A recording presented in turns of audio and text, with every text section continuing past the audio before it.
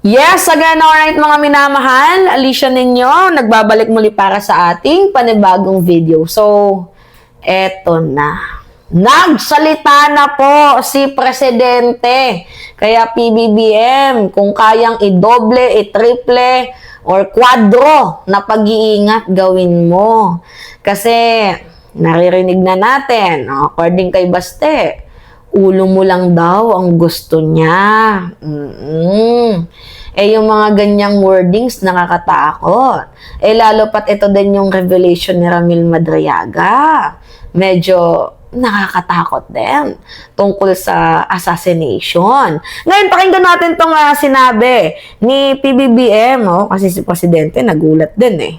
Alright. Pangulong Marcos Jr. ikinagulat ang mga pahayag ni Ramil Madriaga sa pagdinig ng Kamara sa impeachment case ni Vice President Sara Duterte. Narito ang balitang kumpirmado, sigurado mo laman na kanyang Radyo Patrol, Christian Yosores.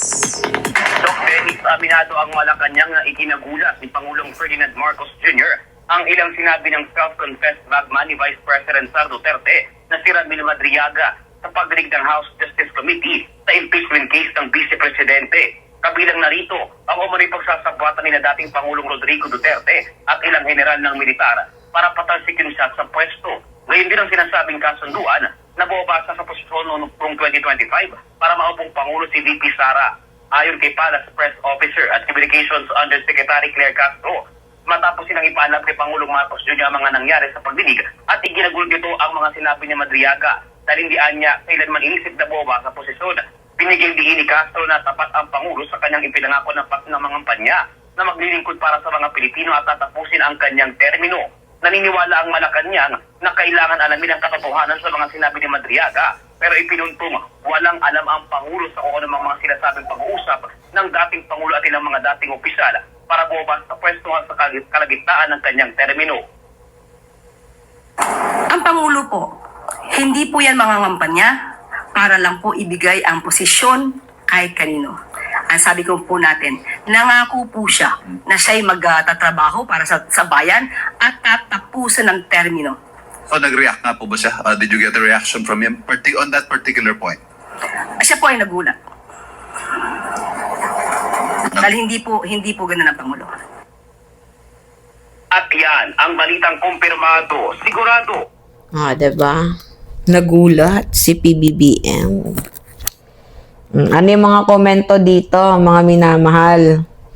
Baka si Amy Baba ang naging kausap ni Digong. Kaya ngayon, galit si Baba kay PBBM kasi napahiya siya sa pababain sa pwesto. Pwede. Oo, mga minamahal. Baka, total si Amy din naman, di ba? Yung lumalapit sa mga Duterte. Baka yung Marcos na yon. Kasi di ba sabi ni Ramil Madriaga, alam ni Marcos yun. Baka si Amy yung tinutukoy niya dito. 'Di ba? Napapabain niya ang kanyang kapatid sa 2025. Parang si Amy yung nang-uto dito kay Sara Duterte. Parang si Amy yung tumabla sa mga Duterte. Kaya galit na galit ang mga Duterte sa kanyang kapatid. At mismo si Amy ay galit din. Kasi parang tila baga hindi sumunod sa usapan itong si PBBM. Tapos ang mangyayari, abay ipapa-assassinate na lang. Hindi. Maangas. Mga minamahal. Sobrang angas talaga. Oo. Grabe tong mga plano nila Amy Marcos kung sakasakali man. 'Di ba? Or baka yan ay siguro yung narinig ni Madriaga kay former President Duterte. 'Di ba? Kay Digong niya narinig yon yung planong term sharing. 'Di ba? Kaso hindi naman natuloy siguro yung usapan. Baka yan yung plano. Oo.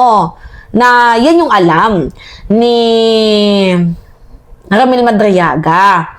Pero baka hindi lang natuloy kasi hindi sila nag-usap ni PBBM at baka yung kausap ni Digong ay itong si Amy Marcos. Lalo pat sinabihan niya ni FPRRD na weak leader itong si PBBM. I think totoo naman siguro yung sinasabi ni Ramil Madriaga. Kasi detailed, may timelines, totoo. Pero yung sa term sharing, baka hindi si PBBM yung kausap niya. It's either si Amy Marcos mga minamahal, or yun yung talagang plano na hindi lang natupad. 'Di ba? Tsaka hindi naman tumakbo talaga si Presidente para lang kay Sara Duterte. Tumakbo si PBBM para sa mamamayang Pilipino. And madami nga yung nagsasabi, maaaring yan ang sinabi ni Digong kay Ramil, pero walang usapan sila Marcos at Digong na bababa sa pwesto si Marcos. Kaya pag hindi ginawa na bumaba sa pwesto, patayin na lang. Baka yan yung balak. 'Di ba? Kaya pala madalas may rally, madalas palang, 'di ba, merong himutok sila. Siguro lahat ng yun, totoo mga minamahal, yung sinasabi ni Trillanes. And I think lahat ay gagawin nila para masira si Presidente. Alam nyo, ang dapat kinakarma dito, walang iba kundi itong si Amy O di kaya itong si Digong. O di kaya dapat kumpirmahin ito ni Duterte. Pero hindi niya naman makukumpirma dahil nandun siya sa ibang bansa. 'Di ba? Kung totoong may usapang term sharing, according kay Ramil Madriaga. Kaya nga yung punto ko dito, napapansin ko, na parang gusto na nilang maganon si PBBM dahil nga siguro hindi natupad yung usapan, 'di ba? Or baka hindi iba yung kinausap, pwedeng ganon. Mga minamahal, 'di ba? Tapos sasabihin ninyo na tanim ni PBBM si Madriaga. Paano magiging tanim ni PBBM si Madriaga? Tinitira nga din ng Malacanang si Madriaga tungkol dyan sa kanyang statement. Maaring posible, kung ako yung tatanungin, maaring posibleng totoo yung term sharing. Pero ang alam lang ni Madriaga ay hanggang sa sinabi lang ni Digong, kasi nagbe-base lang naman siya sa sinabi ni Duterte. Hindi naman siya nagbe-base sa sinabi ni PBBM. At saka yung Marcos na yun, baka si Amy Marcos yung tinutukoy dyan. Di ba posibleng ganun mga minamahal? Baka si Babalina yung tinutukoy at hindi naman si Presidente. Gets ninyo, mga minamahal? Di ba? No joke. Di ba? Kakaloka. Natatakot ako dito kay Ramil Kasi hindi naman siya makakakuha ng appointments dyan Ang naiisip ko, baka mamaya yan yung ikamatay niya, ikapahamak niya. 'Di ba? Alam naman natin yung utak ng mga Duterte. Literal na mapanakit. 'Di ba? Yung utak ng mga Duterte, utak di umano'y kriminal. Kaya medyo sa aking parte, parang ako yung natatakot sa buhay ni Ramil Madriaga dito.